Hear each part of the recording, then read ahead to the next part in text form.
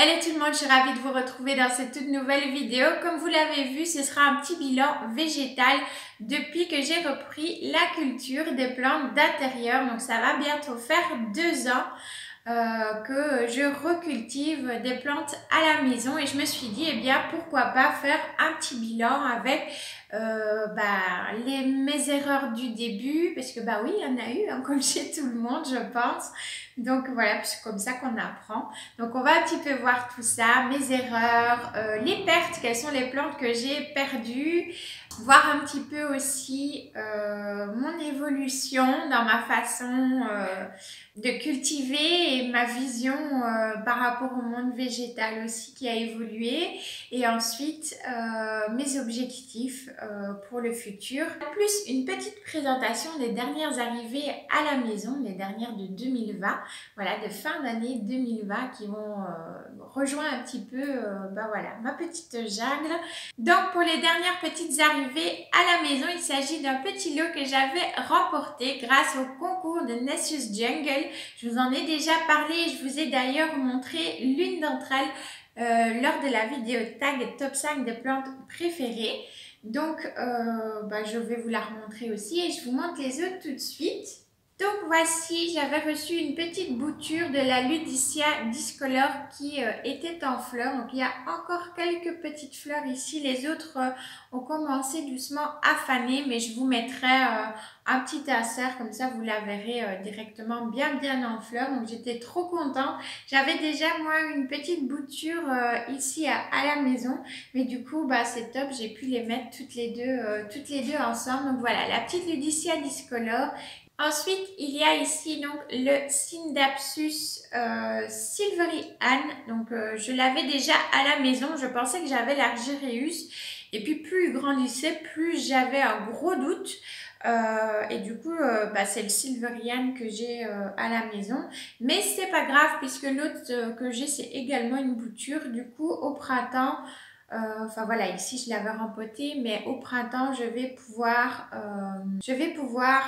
les mettre ensemble. Ça me fera une bien jolie petite potée comme ça. Donc j'étais très contente aussi. Et voici la troisième, donc le philodendron lemon lime, si je dis pas de bêtises. Donc voilà, celui-là je ne l'avais pas et c'est vrai qu'il était sur ma petite wishlist. En fait, toutes les plantes que j'ai reçues quasi étaient sur ma wishlist, donc voilà. Donc ça tombait bien. Celui-là je ne l'avais pas encore. Moi j'ai le pothos néon et c'est vrai que j'avais envie de la version chez nos petits philos parce que c'est une couleur de feuillage que j'apprécie tout particulièrement. Je trouve que ça donne du peps. Quand on les regarde, on se lève le matin, on fait son petit tour des plantes, il y en a des petites couleurs flashy comme ça. Donc voilà. Donc je suis très contente de l'avoir aussi à la maison. Je suis contente pour toutes les plantes en fait. Hein, mais, Ensuite, j'avais également reçu une petite bouture de Bégonia Tamaya. Très contente aussi. Il a fait cette petite feuille-ci à la maison. Il a ouvert celle-ci. Donc pour l'instant, il va super bien. Je croise fort les doigts parce que vous connaissez un peu mes déboires avec mon Bégonia maculata. Donc je vous parle d'ailleurs dans la précédente vidéo. Donc j'espère vraiment que ça va aller et en tout cas je le surveille de près. Au moindre doute, je crierai au secours parce que c'est vrai que j'ai du mal. J'aime vraiment beaucoup. Au départ, c'était des plantes que j'aimais pas. Et puis j'ai commencé à bien les apprécier. Et du coup, maintenant, c'est des plantes que j'aime vraiment beaucoup. J'adore leur feuillage, les petites fleurs qu'ils font aussi. Donc voilà, je croise fort les doigts que tout se passe bien aussi. Que tout se passe bien avec celui-ci parce que l'autre, c'est pas ça. Hein. Ensuite, voici donc le Scindapsus exotica. Alors celui-là, il était aussi sur ma wishlist, donc je suis vraiment très contente et j'ai halluciné aussi de la taille des feuilles. Enfin, elles sont vraiment très grandes et je suis toujours subjuguée par ce côté argenté que je trouve juste vraiment sublime. Lui, il n'a pas encore fait de nouvelles feuilles ici à la maison, mais bon, ils sont arrivés seulement en décembre, hein, donc il faut le temps, mais il se porte très très très bien. Donc tant mieux. J'ai hâte qu'il grandisse aussi. Et je termine avec la petite Maranta Kerchoveana variegata que j'avais également reçue. Et c'est celle-là donc je vous parle dans la fameuse vidéo tag. Elle a ouvert celui-ci, cette petite feuille-ci, et elle est encore en train d'en préparer une autre. Donc je suis trop contente et je vais essayer de vous montrer parce que sur celle-ci, elle a déjà des petites taches un petit peu framboises. Je vais essayer de vous montrer et si jamais je vois que vous n'avez rien vu là, je vous ferai un petit insert pour vous montrer parce que je trouvais ça trop chou. On en vient du coup à mon petit bilan végétal depuis le début. Donc j'ai repris la culture des plantes d'intérieur en mars 2019 lorsque ma maman m'a offert un spathiphyllum. Alors pourquoi je dis repris? Parce que en fait j'ai toujours eu des plantes à la maison. J'ai toujours eu cette envie et ce besoin d'avoir des plantes à la maison. Seulement avant 2019, je ne m'y prenais pas si bien que ça. Et oui, comme tout le monde, j'ai fait des erreurs, beaucoup. J'ai perdu des plantes à cause d'une mauvaise gestion d'arrosage, à cause du fait que j'utilisais pas aussi des bons substrats. Du coup, il n'y avait pas de drainage qui se faisait. Et là, encore une fois, la plante finissait par périr. Je ne m'y connaissais pas plus que ça en nuisible non plus, du tout même. Du coup, justement, ma précédente collection d'avant 2019, donc avant, je ne sais plus en quelle année, peut-être en 2016 ou 2017, quelque chose comme ça. J'avais quelques plantes à la maison, dont un superbe palmier d'arec, un areca, et il a péri à cause de nuisibles. J'ai perdu toute ma petite collection et de là, j'avais été tellement dégoûtée que je n'osais plus prendre des plantes à la maison de peur de les faire mourir, au fait. Voilà. Et puis, quand ma maman m'a offert ce fameux spathiphyllum, la frénésie est revenue. J'ai décidé d'aller en jardinerie, d'en prendre 2-3. Et puis, on retourne à la jardinerie. Et puis, on retourne à la jardinerie. Et ainsi de suite, jusqu'à avoir quelques plantes à la maison. Voilà, donc déjà une évolution. Le nombre de plantes a quand même bien augmenté depuis le début. Alors, ne me demandez pas combien de plantes j'ai, je n'en sais rien du tout. Au début, je vous avoue que je les comptais plus par amusement. Et puis, je me suis dit, mais pourquoi je les compte? Je n'ai plus trouvé cet intérêt au fait à les compter, puisque pour moi, quand on est passionné des plantes, on est passionné des plantes, qu'on en ait 20, 50, 100, 300. La passion n'est pas plus grande avec le nombre de plantes qu'on a chez soi ou encore moins aussi avec la rareté des plantes qu'on a chez soi. Si on est passionné, on est passionné. Voilà. Donc, je ne les compte plus, donc je ne sais pas du tout combien j'ai de plantes ici à la maison. Voilà. Qu'est-ce que j'ai fait d'autre comme erreur? Alors, je ne sais pas si c'est des erreurs, je dirais plus des apprentissages. Par exemple, il y a des choses que je faisais avant que je ne fais plus, comme par exemple brumiser le feuillage, puisque j'ai appris au final que ça ne servait pas à grand chose, en tout cas pas pour ce qu'on avance le plus souvent, que ce soit sur les réseaux ou sur internet, quand on fait des recherches Google, on va souvent voir les premiers résultats. Maintenant je ne me fie plus tant que ça aux premiers résultats que je trouve sur internet, puisqu'en faisant pas mal de recherches et également grâce aussi à Cécile du compte Aide My Plant qui est horticultrice, j'ai pu apprendre beaucoup de sa part aussi et elle m'a beaucoup aiguillée aussi pour mes recherches. Voilà, donc Cécile, si tu regardes la vidéo, je tenais vraiment à te remercier. Je ne savais pas trop comment faire des recherches, mais une fois qu'on a trouvé le truc, c'est que de l'éclate. Voilà, moi j'adore ça, j'adore aller chercher et aller, que ce soit dans des livres ou sur Internet, faire des recherches Internet, essayer d'aller trouver des thèses, des recherches scientifiques pour avoir quelque chose de plus concret et peut-être plus valable que ce qu'on peut trouver parfois sur Internet. Donc voilà, je ne brumise plus puisqu'avant, je le faisais pensant augmenter l'humidité ambiante et ça n'augmente pas du tout l'humidité ambiante autour de la plante. Donc voilà. Désolée, un camion.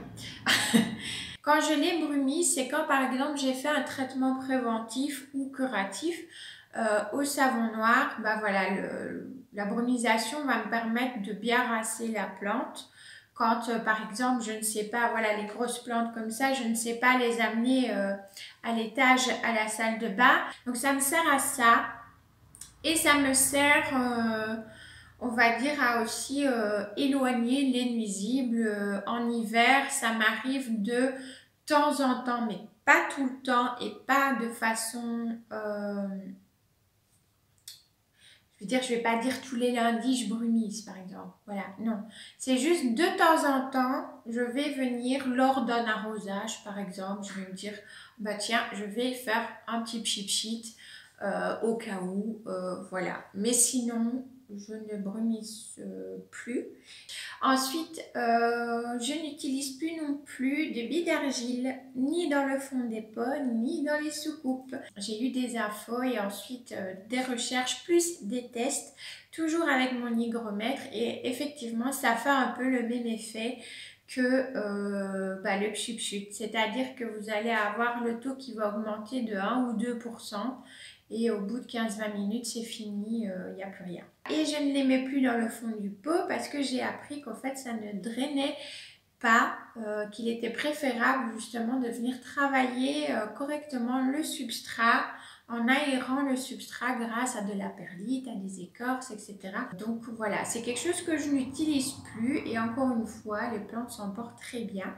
Et mon portefeuille aussi, parce que les billes d'argile, c'est vrai que les billes d'argile, ça m'embêtait au fait aussi, parce que je trouve que ça a quand même son prix pour un petit paquet. Hein. Et quand on commence à avoir une belle collection, voilà, du coup, voilà, ça a été un achat peut-être inutile que j'ai fait au départ et que je ne fais plus maintenant. Ensuite, qu'est-ce que je pourrais dire d'autre que je fais ou que je ne fais plus?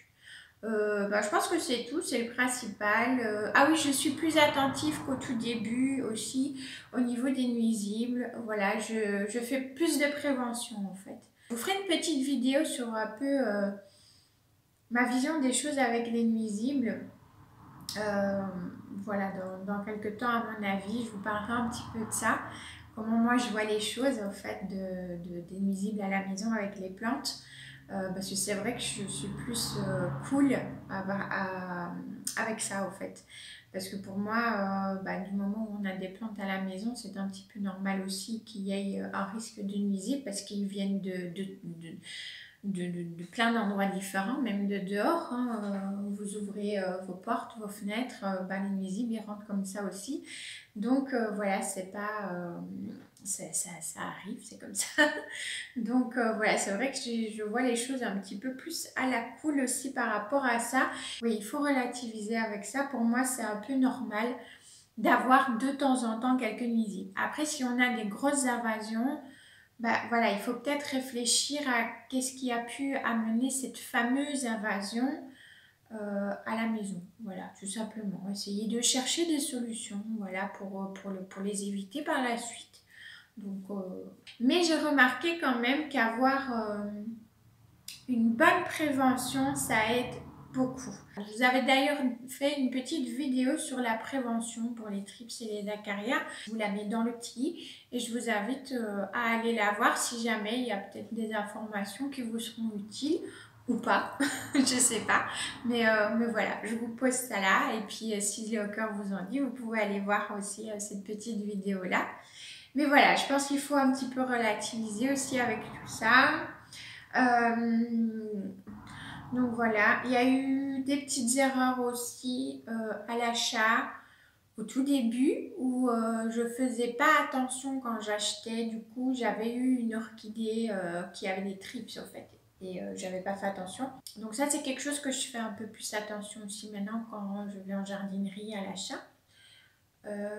Voilà. Mais sinon, bah voilà, j'ai fait beaucoup d'erreurs aussi de culture. Ce qu'on dit, bah, des erreurs de débutants. Il faut bien débuter un jour. On commence par là, par faire des erreurs. Et puis voilà. Au niveau des pertes de plantes, alors j'ai perdu bah, tout récemment, comme je vous disais, le Senecio Aurelianus. Moi, j'ai très difficile avec tout ce qui est cactus et succulentes. C'est vraiment pas mon truc. Les peperomia, pareil. J'ai perdu d'ailleurs un peperomia. Peperomia rosso, qui est, il paraît, un des plus faciles. Bah, moi, je l'ai zigouillé. Voilà. Allez chercher à comprendre. Les alocasia, ça va. Petit peperomia rosso, ça ne va pas. Mais bon, voilà, c'est comme ça. Je pense que je m'en occupe trop. Je sais pas. Enfin, j'ai beaucoup de mal. Ma chaîne de cœur, pareil, j'ai un peu de mal avec. Je l'ai déplacée. Elle reprend une croissance. Youpi. Donc, je croise les doigts, on verra. Mais voilà, c'est vrai que moi, cactus, succulente, voilà, c'est pas à moi qu'il faut venir demander des conseils pour ces plantes-là parce que ce serait plutôt moi qui vous en demanderais du coup. Et j'ai également perdu ma Calathea Warzi Wixie. Je vous mettrai une photo pour vous montrer comment elle était parce qu'elle n'est plus. Voilà. Depuis longtemps, je commençais à tester les choses avec des substrats et bah, en fait, en quelques heures, je pense, elle s'est retrouvée à l'horizontale, complètement une salade le truc. Voilà, si vous le preniez, vous faisiez ça, voilà. J'ai touché les tiges, j'ai vu que c'était gorgé d'eau, tout mou, j'ai compris tout de suite. Enfin, j'ai quand même demandé conseil avant de tout couper, hein. Mais voilà, on m'a dit oui, il fallait tout couper. Du coup, j'ai tout coupé, j'ai déterré. J'ai coupé les racines qui me semblaient en mauvais état. J'ai laissé les autres. Il y avait plusieurs rhizomes dans un pot. Du coup, je les ai séparés et replantés. Donc, j'ai mis dans des pots différents. Et puis, bah, j'ai repris les soins. Et ça repoussait, mais en même temps, chaque fois qu'il y avait une feuille qui venait, elle mourait très vite. Enfin, au fait, je me suis complètement lassée. J'en ai eu marre. Et je les ai abandonnés. Lâchement, dehors. En plein été, dans un coin. Voilà, sans les arroser, sans... Et voilà, c'est comme ça. J'en ai eu trop marre, donc je l'ai laissé dépérir. Enfin, je les ai laissés dépérir du coup. Donc la Calathea, le Senecio, le Peperomia. Il y a eu un Calocoe aussi en 2019, je crois, qui a trépassé. Qu'est-ce que j'ai eu d'autre?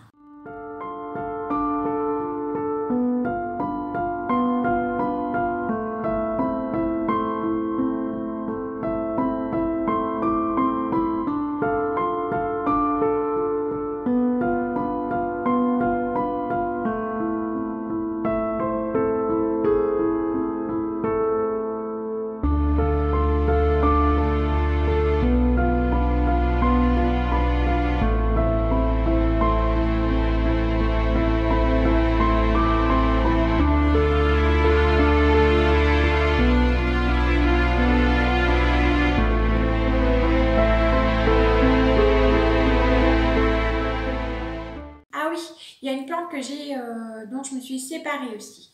Une autre Calathea, bah oui. J'avais une très belle Calathea White Star et j'y arrivais pas non plus avec elle. Et je me suis dit, au lieu de m'enlacer, la laisser dépérir, je vais la donner. Voilà, donc je l'ai donnée à une personne via un groupe d'échange et de dons sur Facebook. Et alors au niveau de mes objectifs, bah, comme j'ai dit, peut-être je retenterai l'expérience, peut-être avec le Senecio. Voilà, donc retenter l'expérience d'une plante que j'ai tuée, peut-être, voilà, un petit objectif. Et puis pour les autres objectifs, bah, c'est de me renseigner encore et encore parce que j'adore faire des recherches. J'ai fait d'ailleurs pas mal de recherches ces derniers temps pour des vidéos qui arriveront bientôt sur la chaîne. Mais voilà, je continue mes recherches Et en temps voulu, ben, je vous posterai tout ça, enfin je vous filmerai et je vous dévoilerai du coup les nouvelles vidéos ici. Je prépare un petit concours Instagram pour le mois de mars. J'espère que ça vous plaira. Donc voilà, ça c'était un petit objectif que j'avais envie, que j'avais en tête depuis un moment déjà et qui se met en place. Donc ça, je suis trop contente aussi.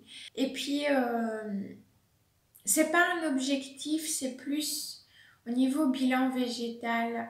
J'ai fait beaucoup de belles rencontres, de nanas vraiment super sur Instagram et qui sont aussi pour certaines, pas toutes, mais pour certaines ici sur YouTube.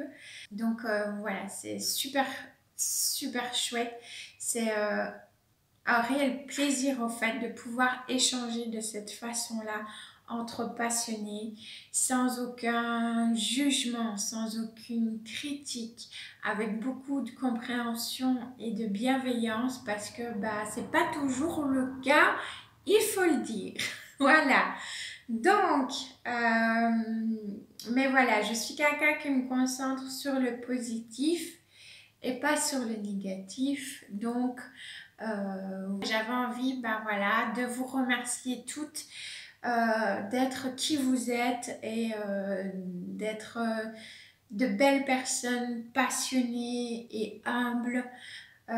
Et naturelles, voilà. Parce que, voilà, je pars du principe qu'on a tous la même passion.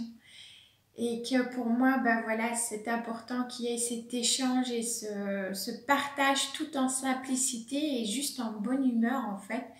Et pas qu'il y ait cette compétition-là de à qui aura le plus de plantes, la plus grosse feuille sur la plante, la plus rare. Enfin voilà, des fois c'est vrai qu'on voit des choses sur certains réseaux sociaux. Voilà, enfin voilà, auquel moi j'adhère pas forcément. Après voilà, chacun fait comme il lui plaît. Attention, hein, je critique personne. Mais c'est vrai que c'est pas ma vision de la passion. Voilà, pour moi, il n'y a pas de compétition dans la passion. Voilà. J'avais vraiment envie de remercier toutes les personnes avec qui je passe de bons moments de partage. De passion végétale. Voilà, je voulais juste finir sur cette petite note. Soyez passionnés, gardez le bon, gardez le positif. Si les plantes ça vous fait du bien, bah, tant mieux. Et puis si vous n'avez pas de plantes rares, bah, on s'en fout. Voilà, je le dis, on s'en fout. On s'en fout, pas de plante rare, on s'en fout que notre plante à nous soit plus petite que celle du voisin. C'est pas ça le plus important. Le plus important, c'est vraiment de se faire du bien à soi et de faire du bien aux autres avec notre bienveillance. Voilà, donc voilà, soyez passionnés, soyez bienveillants. Partagez votre passion avec bonne humeur et puis voilà. Donc voilà, c'est terminé pour mon petit bilan végétal et les petites présentations des dernières arrivées. J'espère que ça vous aura plu. Si c'est le cas, ben, n'hésitez pas à liker la vidéo. N'hésitez pas à me partager à vous aussi, c'est pas très français, de me partager vous aussi en commentaire si vous avez bah voilà, des petits objectifs green, vos évolutions et puis si vous avez des nouvelles petites arrivées, n'hésitez surtout pas à me partager tout ça en commentaire. Et puis quant à moi, eh bien, je vous fais plein de bisous green et je vous dis à la prochaine pour une nouvelle vidéo. Ciao ciao.